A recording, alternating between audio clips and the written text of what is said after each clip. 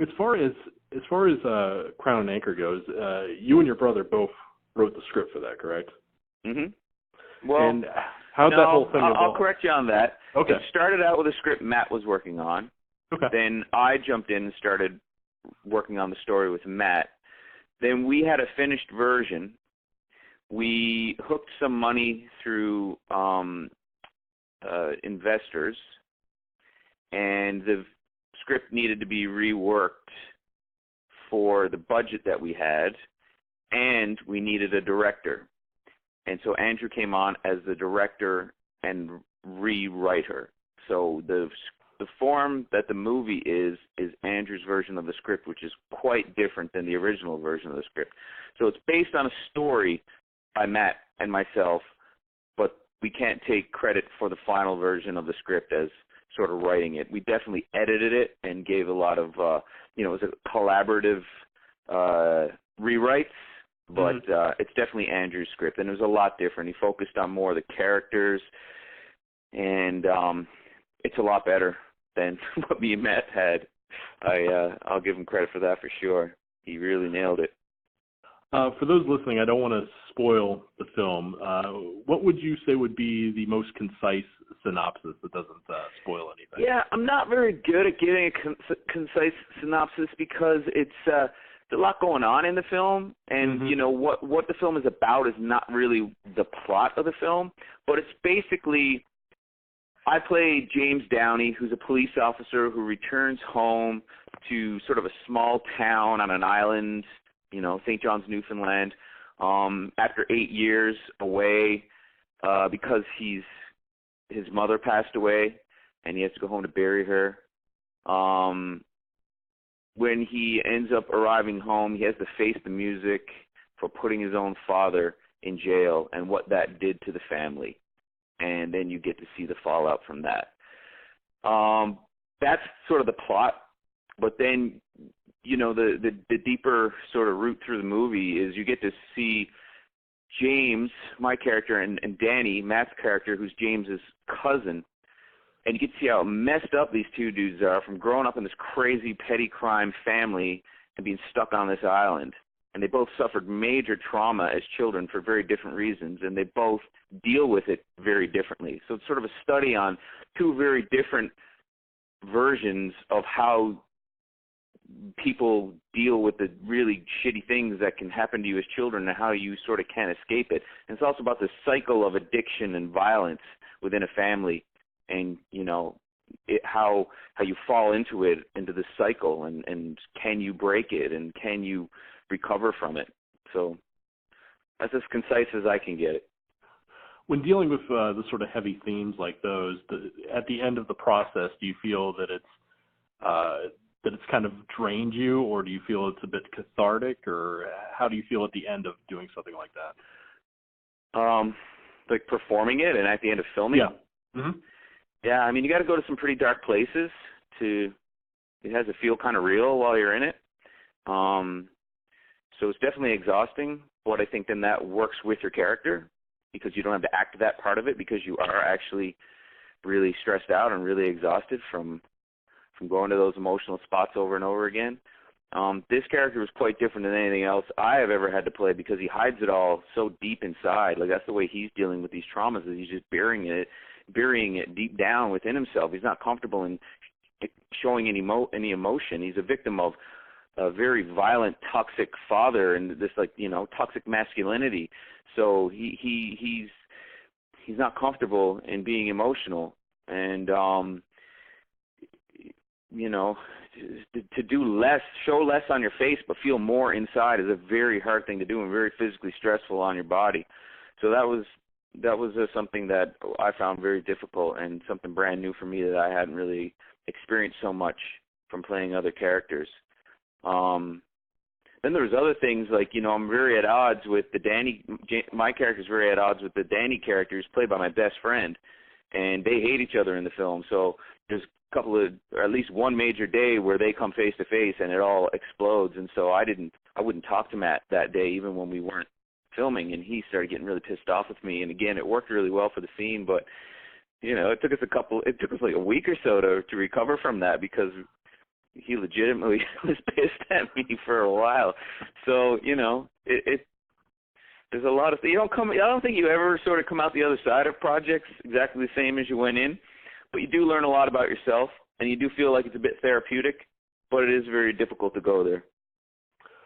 How is it working with family, working with friends on a production? Is it less stressful or is it more stressful? I think you can definitely have your moments because you're so comfortable with each other that you don't have a filter, so you're not as polite, or when you approach problematic things, you're a little bit blunt, and so you can hurt people's feelings very easily. I think Andrew, my little brother who directed the film, he also knew how to kind of push my buttons, but he would get a good performance out of me by doing it. But again, it's like makes things personal, so that's kind of weird, but very effective, and I'm grateful that he did it. I think that it ultimately turns out a better product because I trust these people so much. So when you have that trust, it allows you to be freer and, you know, go places that maybe you wouldn't go if you're just showing up on set with all these people that you didn't know, and you sort of, you know, don't really know their vision of what the project can be. I mean, I was in touch with these guys every day leading up to filming for like over a year, just discussing it over and over again. If I had an idea, I could call them in the middle of the night, or, you know, just all that instant access to each other and trust. I would say it was definitely more of an upside than a downside. And me and Matt, it was very easy because we had the history of, you know, so many years in the band, which, you know, is very similar. You know, it's a taking an art project and applying business to it, which is the same as, you know, doing a film. So it was our first attempt at doing it, but we realized that we learned so much from the music industry that we were able to carry over to the film industry. So that, I think that's the only way we were able to pull it off. It's like we'd studied in it without even knowing it. Same rules applied. Do you think that this sort of team up between all of you would only work with drama, or would you be able to apply the same group dynamic to a comedy or a lighter drama or anything like that? I think it would be even easier with a comedy because that's how we started. When band broke up, I moved out to where Andrew was living on the West Coast in Vancouver, BC. He was getting into filmmaking. I started helping him make these short films and sketches that he was writing, and I'd never acted in anything before. They were all comedy, and we did like 20 or 25 of them before I ended up getting an agent and trying to get a job outside of that. So comedy is actually like our comfort zone, and Matt filmed a sketch with us, you know, when he was sort of just getting started on acting as well. So I think that, you know, when I look at the projects, because we have many other projects written, that we hope to get to at some point. It's, you know, a comedy series, a horror film. These are the other things we want to do. You might never even get another drama out of us unless we do like another sort of Crown and Anchor style thing, or a prequel or a sequel or a TV show about it or something like that. But I think the challenge was doing a drama. I think the other things would actually work even better, in my opinion. Do you find it easier to work in the entertainment industry up in Canada versus in Hollywood, or is it kind of the same? Is it kind of the same? It's definitely not the same. I'm really glad that I got my start in Canada. I think it's a bit of a smaller pond, so you can kind of figure it out a little easier. Figure out how it works, find an agent, convince casting people to see you, convince them that you can do the job. I think it's a smaller community, so it's easier to start out there. I don't know how people move to Hollywood without an agent, without any experience, and just dive in and figure it out. It seems like an ocean down here compared to a small pond up there. So I'm glad I got my start up there, but there's definitely more opportunity down here. And, you know, existing down here now, I can see that a lot of the main roles for projects are cast down here. So you kind of got to have one foot down here if you want to graduate to you know, keep growing in the industry. But this is all still pretty new to me, man. I got into the game pretty late. So my first job was Arrow, and I got that in 2012. It didn't air till 2013. So, it's only 5 or 6 years really that I feel like I've been getting my feet wet, and I'm still figuring it out. I'm having a blast doing it, and there's definitely lots of opportunity, and I can't wait to see what happens next.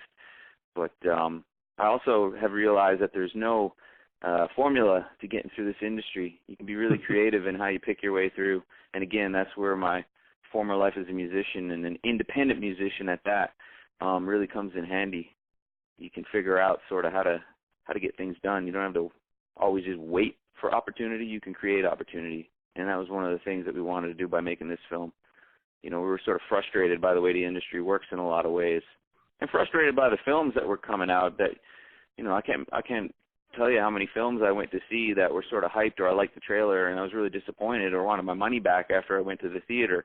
And it seemed like we were in this pattern of, remakes of old films that were way better the first time, or, this never-ending sequel sort of game that they're getting at. And,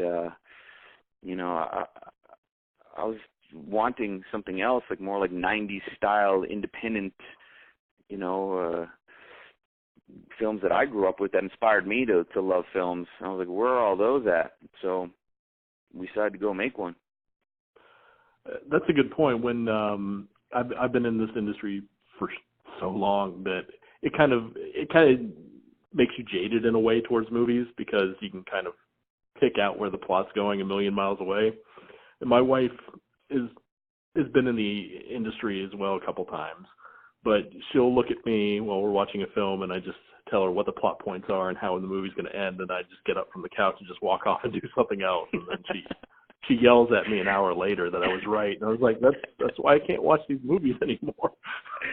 Yeah, I mean, you definitely, some of them are definitely made, by it's almost like just formulaic, I guess is the best word. It's like they're using computers to write them, or taking something that has worked on something else and just applying it to switching the parts out, switching minor pieces of the plot, but it's basically the same story, and they think it works because it has proved itself in the past. And I understand when you invest that much money into something, you want a sure thing, but it's definitely stifling the art form. You know what I mean? Yeah, that's why I prefer to cover mainly indie. I used to do, for the longest time, I was covering horror, but horror became so cut and paste that I was like, I'm just done. I've got to do something else. So I just started covering indie films, and it's much more refreshing. Yeah, not everything's great, I feel like but it's always indie different. film is like stealing the spotlight right now. Like a lot of the Academy Award nods over the past couple of years have been, definitely on the larger end of indie, but definitely coming from indie production companies and sort of coming out of nowhere and being discovered at film festivals and stuff like that. So, I'm psyched. I think the future is bright for film, but we're in a weird spot currently. Yeah. And you also have so many different options for distribution now that you don't have to rely strictly on a studio to print you a DVD. You have all these other avenues that are so much more accessible to, everybody. Yeah, exactly. Like in a lot of ways, we're back in the Wild West of filmmaking again, because all these streaming services are popping up and nobody sort of knows what's going to happen, with that. It's still very young. But I think it's not just in the hands of the companies, like the business executives. Now it's a little bit in the hand of the artist.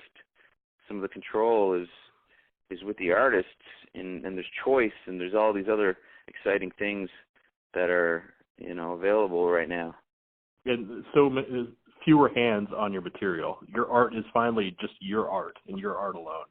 Absolutely. And man, coming from music, and I didn't play in a cover band. We would work really hard on our own songs and try to, capture the spirit of what being young and pissed off, and just tell the world something that meant something to us, right? And then you start getting jobs in the industry, and you're bringing other people's characters to life, and that started feeling like the cover band of acting in some ways. Not all the projects, because you really believe in some. You read them and you get inspired. You're like, I can't wait to do this. I really believe in this. I'm really behind this. but not always. But definitely doing Crown and Anchor with Matt and Andrew felt exactly like the feeling I would get from writing those songs and throwing them out to the world. And you write the song for yourself first, and it really means something to you, and then you throw it out there, and you don't know what's going to happen. But ultimately, if you write it in that real, honest way, other people are bound to connect to it. You know what I mean? And that's exactly what I saw as the fallout of the film. I didn't know it was going to happen, but looking back on it, that's exactly the motivation for doing it, and it's exactly what happened. So it definitely felt a lot more genuine and what I like to get out of creating stuff. And that brings me around to my last official question is, when and where will people be able to see Crown and Anchor? It's being released on DVD on July 3rd. You can order it from Uncorked's website. It will also be appearing on streaming platforms. Just not sure where to direct you yet for that. I don't know if it's been announced yet, but stay tuned for that. But you can follow Crown and Anchor Film on Twitter and Facebook and Instagram, and we'll be making all those announcements coming up in the next couple of weeks.